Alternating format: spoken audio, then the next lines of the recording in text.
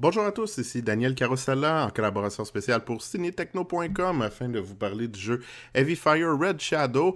Donc c'est le 5e jeu de la franchise Heavy Fire, une série qu'on n'avait pas revue depuis 2011. Donc ça fait quand même 7 ans qu'on n'a pas eu le droit à un jeu de cette série-là. Et qu'est-ce que c'est Heavy Fire pour ceux qui ne la connaissent pas? C'est une série de jeux de tir d'arcade. Donc tout ce qu'on fait, c'est tirer sur ce qui se présente devant nous et c'est vraiment pas plus ni moins que ça, et je vais un petit peu vous expliquer au fil de ma critique ce à quoi on a droit, mais vous allez voir que c'est un jeu qui demeure somme toute assez simpliste. Donc, dans ce jeu-là, ce qu'on nous présente comme prémisse, c'est une histoire qui a été évidemment influencée par les dernières années en politique internationale, dans le sens où la Corée du Nord conclut un paquet de traités avec différents pays, mais ce qu'on nous explique dans le jeu, c'est que ces traités-là n'étaient qu'une façade et que la Corée du Nord avait finalement des ambitions beaucoup, beaucoup plus importantes et elle s'est mise à trahir ses alliés un après l'autre, notamment les États-Unis.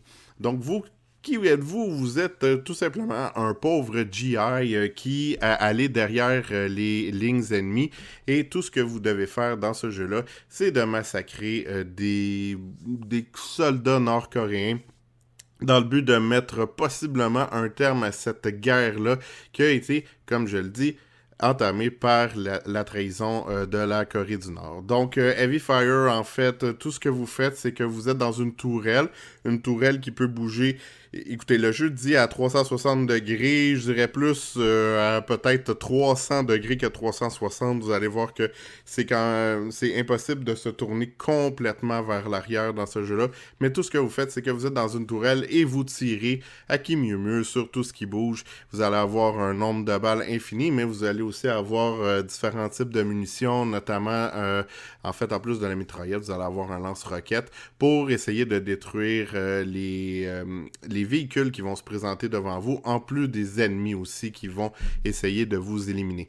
Mais il n'y a pas plus de tactique que ça, c'est vraiment un jeu de tir d'arcade et c'est ce qui fait en fait le principal défaut de ce jeu-là, c'est que c'est extrêmement répétitif.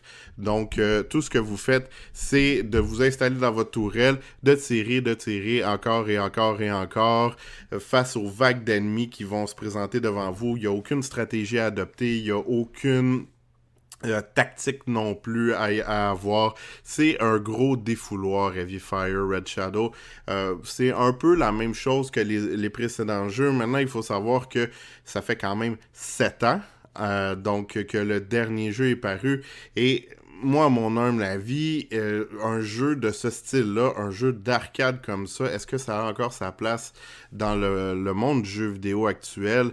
Selon moi, plus ou moins. Je veux bien croire que c'est un défouloir, et ça, c'est correct, mais en même temps, c'est aussi un jeu qui est tellement répétitif et qui est tellement un peu no-brainer qu'on se demande si vraiment ça a sa place face à la panoplie de jeux qu'il y a sur le marché. Ceci étant dit, vous allez quand même pouvoir acquérir de l'expérience en détruisant des vagues d'ennemis une après l'autre. Cette expérience-là va vous servir à débloquer des aptitudes qui vont être de plus en plus puissantes. Mais bien honnêtement, les aptitudes, je les ai un petit peu utilisées au fil de la campagne, mais généralement, tout ce que je faisais, c'était de tirer devant moi face aux vagues d'ennemis qui se présentaient l'une après l'autre, et puis je m'en sortais relativement bien.